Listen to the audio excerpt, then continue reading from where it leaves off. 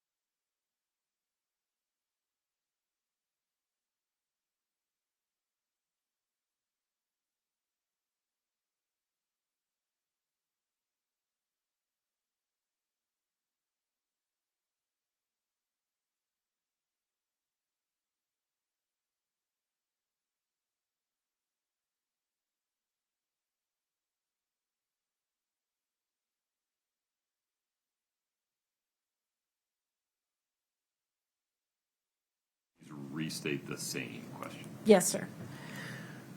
So how much did you earn, let's say 2021, the year before, just a few months before Eric died? How much did you clear that year, income, Are you talking personally or in the business or? personally? Personally. I don't have those numbers in front of me. I'm not positive what that number would be. Was it more than $500,000? Personally, no. Okay. Do you know that, do you know what Eric made in 2021? Mr. Bloodworth, go ahead. Objection, foundation. It's a yes or no question, so if you would start there, sir. Overruled. Do you know what Eric made in 2021? No, not off the top of my head. All right. So if there's tax returns that have already come in that indicate, that came in through an expert, that indicate he declared around 900, between 700 and $900,000. Would that be way off base for that year? If you pause there for a moment, Mr. Bloodworth. Objection foundation. Yeah, would you approach for a minute?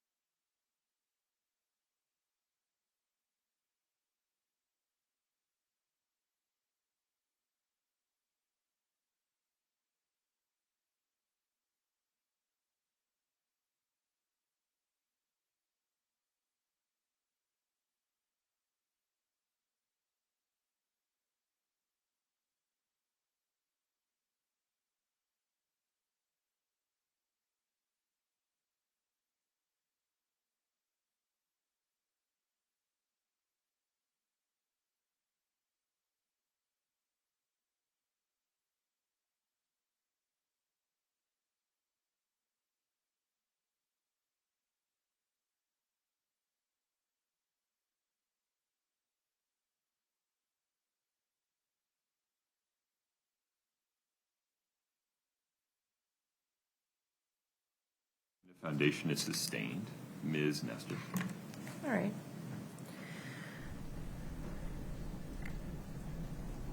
Did you, at the time that Eric died, did you project that your company was going to continue to increase in value and resulting in increased income to both of you over the years? Before he passed, you're Yes. asking? Yes, we would have projected that our company would continue to grow. And fair to say that you both would be financially secure as long as that continued to happen?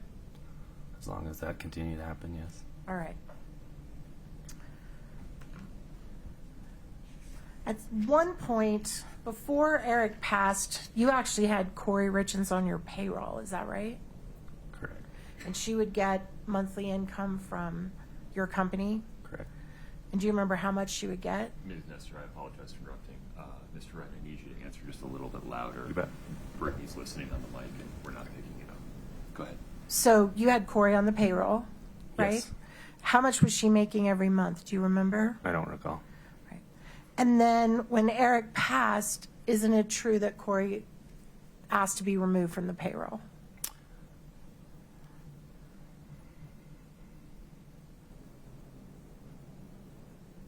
I do not believe she asked to be removed from the payroll. We continued to pay her for some time after he passed. Like a week? I recall it being longer than a week. How long do you recall it being? A couple of months. Okay.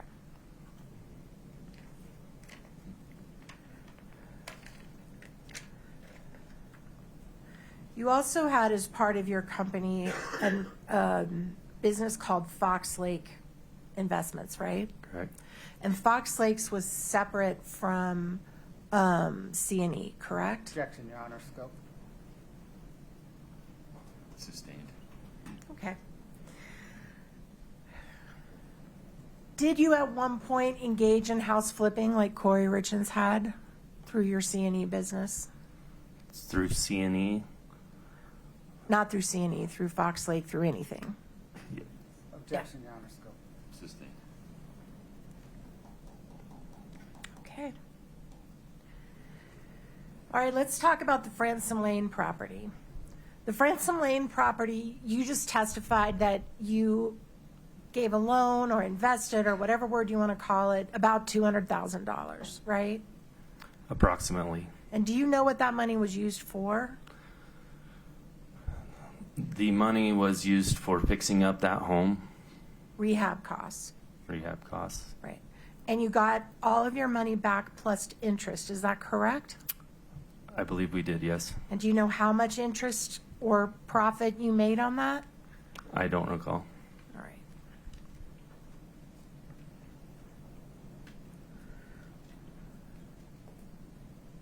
And you talked about a buy-sell agreement that you guys had, and you just discussed that with Mr. Bloodworth. The buy-sell agreement is basically when partners in a business buy an insurance policy on each other, right? Correct. So that if Eric died, you would get money. If you died, Eric would get money, right? Correct.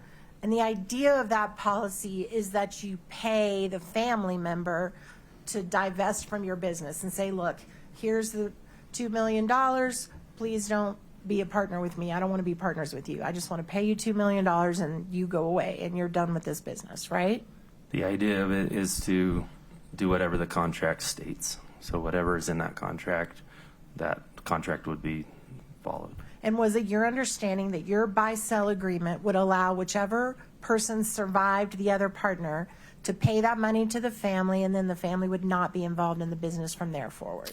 In our buy-sell agreement, we had it so that the proceeds would go to the family. Right. And Mr. Bloodworth talked to you about a beneficiary change on the buy-sell agreement, right? Yes. And that occurred on January 1st of Objection, 20. Your Honor. To foundation, the beneficiary change is on the life insurance policy, not the buy-sell agreement. I think that's what Ms. Nestor meant. That's what I meant. Appreciate the clarification. Thank you.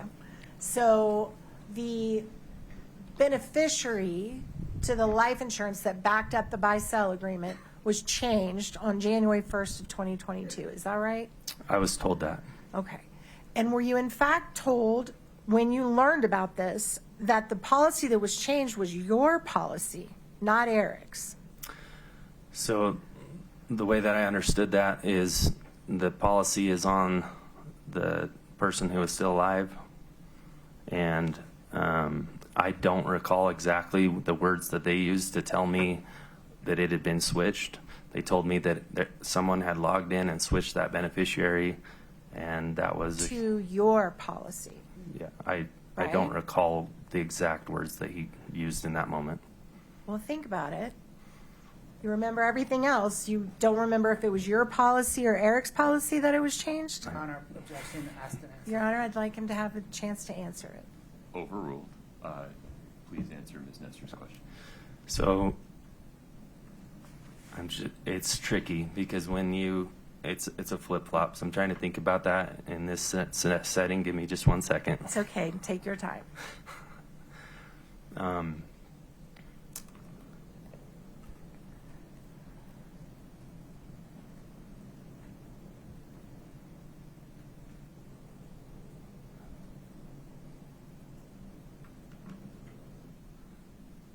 So what I was told was that there was a change made to the beneficiary, that somebody had gone in and changed that and then switched it back.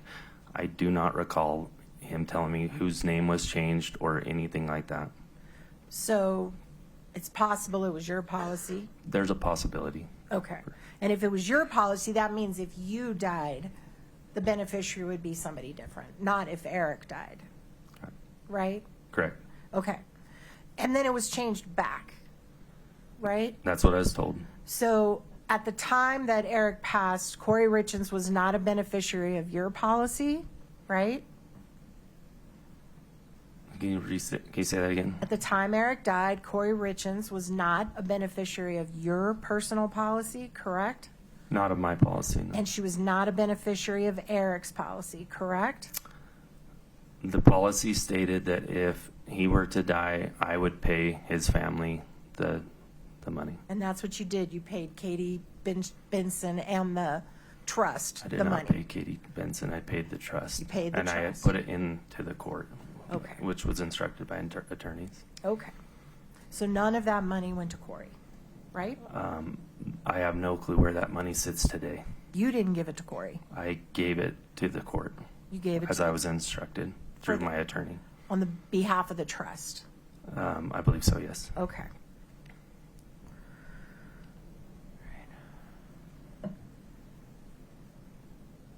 I want to talk about the times that you saw Eric in pain. Mhm. So, fair to say Eric had back pain? He had back problems?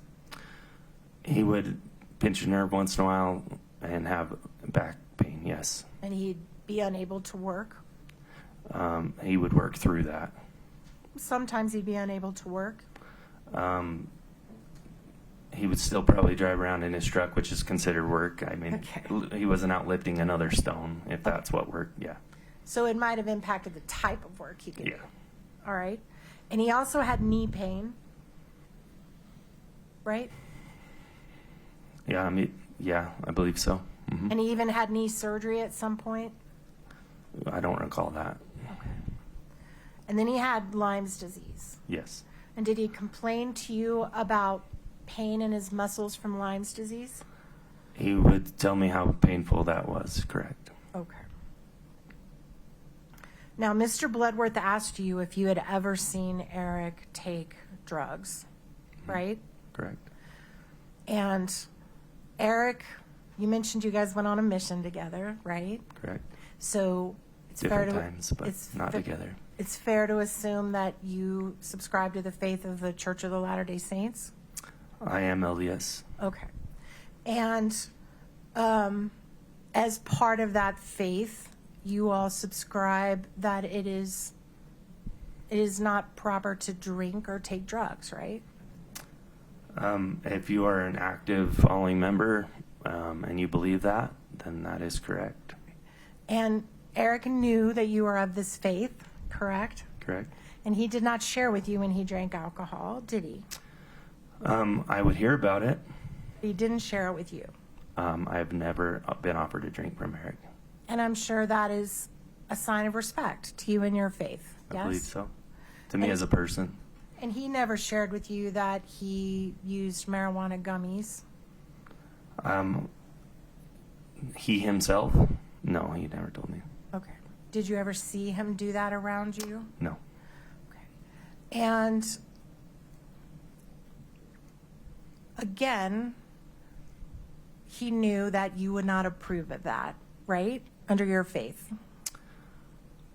Eric would be okay telling me some of those things. He would tell me, but in the light that I am his good friend, that he would tell me things, right? But not be proud of that by any means. So he did share with you that he used drugs. No. Objection, Your Honor. This line of question calls for hearsay. Sustained. Just ask your next question. Did you just testify that he did tell you about things, he just wasn't proud of it? Ms. Nestor. Yes, sir. Sustained. If you'd ask a different question, please. So when Mr. Bloodworth asked you the question if you had ever seen Eric use drugs, your answer was no, correct? You're correct. But you have knowledge that he did. People have told me that. Objection. I'll leave it. Hearsay. Well, it's out. What do you want me to do now, Mr. Bloodworth? It is out. What have people told you? You can follow up. Okay, Ms. Nestor, please keep her moving.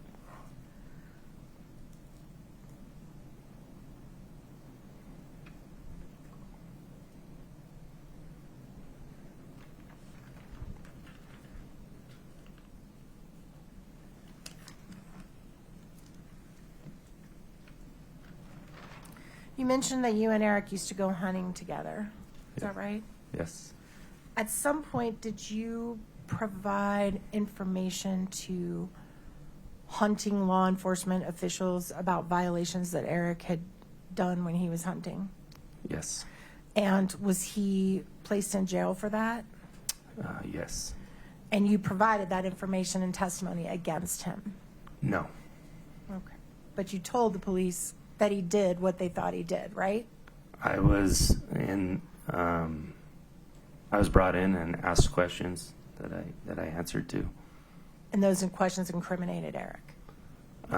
Yes, Okay. some of them. And you and Eric kind of had a falling out after that, is that fair? Falling out in what sense? You stopped going on vacations together with your families? We didn't go on vacation with our families very often as it was. So I would say that was not something that immediately happened after that. And your relationship became more tense, more difficult between the two of you? Oh, yeah, he didn't like it. Okay. Yeah, he was upset about that.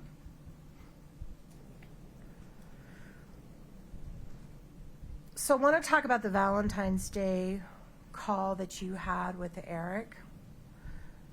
To your knowledge, did Eric work that day?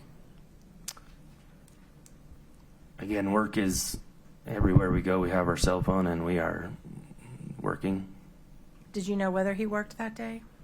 I would assume that he had worked that day, having received a phone call or two or done some sort of management style of work. If I were to show you photographs of projects that he visited that morning, would you be able to recognize the project by looking at the house? I may be able to recognize a project, but I'd have no clue if he showed up there or not, or if he had worked there that day. Okay, can we put up for the witness States Exhibit 3-13D?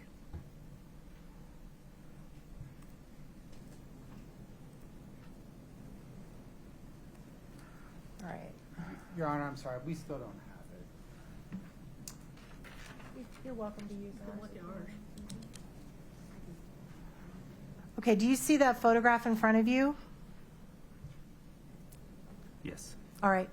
And that is a photograph and Could you Eric. pause for one moment, Ms. Nestor? Mr. Bloodworth? Objection, Your Honor, foundation. He hasn't even let me get it out of my mouth yet, Judge. Are you about to lay some foundation? Yes, I am. Okay. And so if you lay it before you represent what it is. I will. Thank you. Do you recognize what that home is, the aerial view? Do you know whose home that is? Yes. Whose home is that? Eric's. Okay. And can you go to the next photograph, Katie? Do you recognize that overhead view of a home?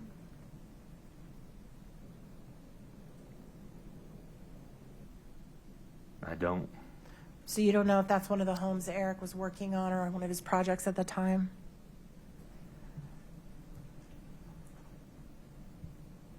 Doesn't look familiar to me. Okay, can you go to the next one, Katie? What about this very large home? Do you recognize that one? I don't. You don't know if you guys were doing a project on that house? I don't. Okay, you can take it down. On the day that you spoke to Eric Richins on Valentine's Day, he didn't, you weren't aware that he went to a doctor that day? Did you ever know of him going to the doctor, taking time off He told me that he had gone with Carter that morning. to get allergy shots? Something with allergies. Okay, but after you spoke to him, were you ever aware that he went to a doctor to follow up on how he felt that day? Your Honor, objection calls, I think, for hearsay. There's no foundation otherwise. If he had personal knowledge, if Eric took time off to go to the doctor, Please approach.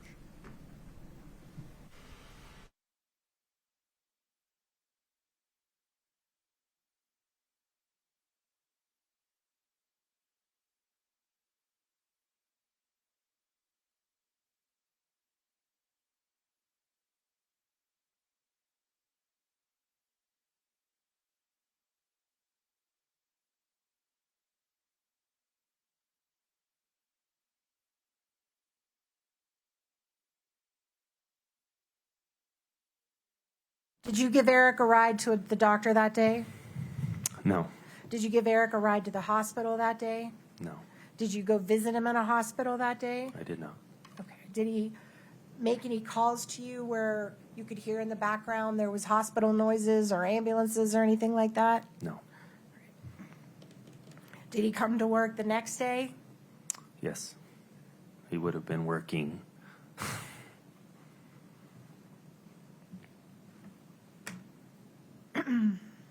All right, the day that Eric died, on March the day before he died, the 3rd, you guys went to lunch that day, didn't you? Yes.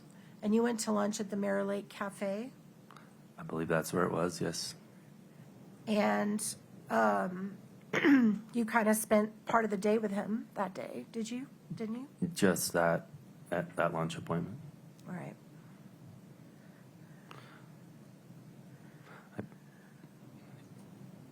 And then you got notice that he had passed, correct? The next morning. And did you send Becky Lloyd to Eric's house to pick up all of his computers? At a certain point, yes. I don't remember when, but yes, she went and picked the computer up. And was that within a day or two of his death? Yes, it would have been within a couple of days. And you didn't clear that with any law enforcement? Didn't, nope. So you picked up his computer, or Becky picked up his computer and brought it into y'all's custody, right?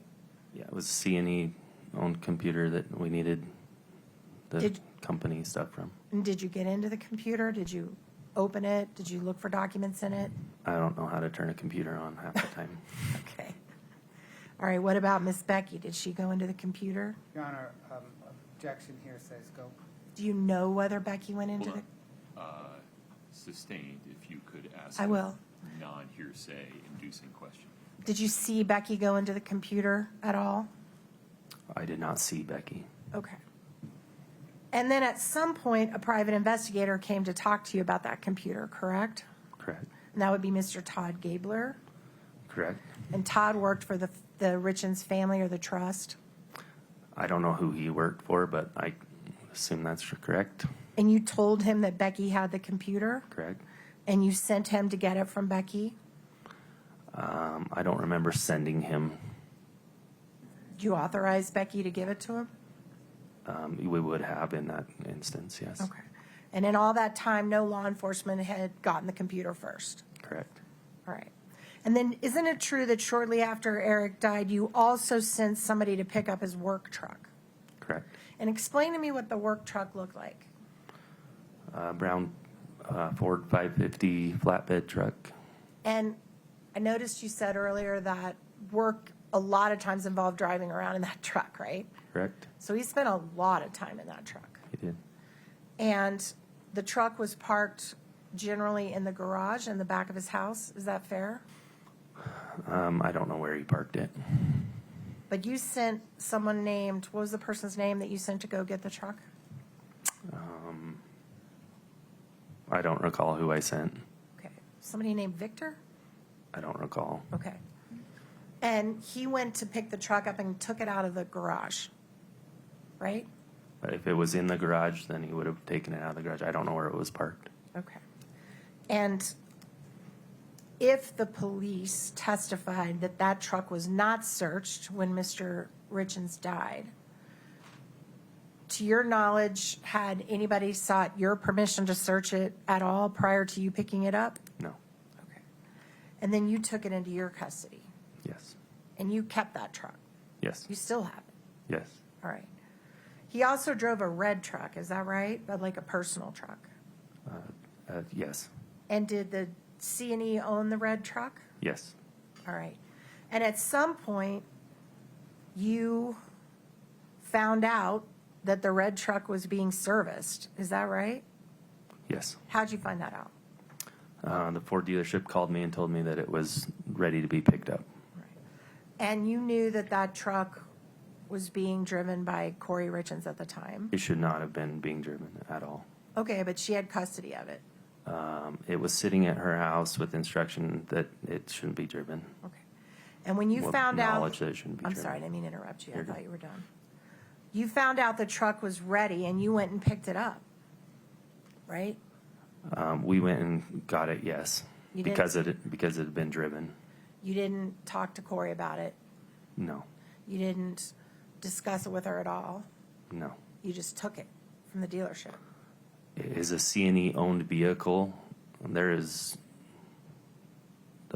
ramifications for an accident for somebody that's not working with C&E. Okay. And And so then- it felt that it would be proper to make sure that the truck wasn't being driven.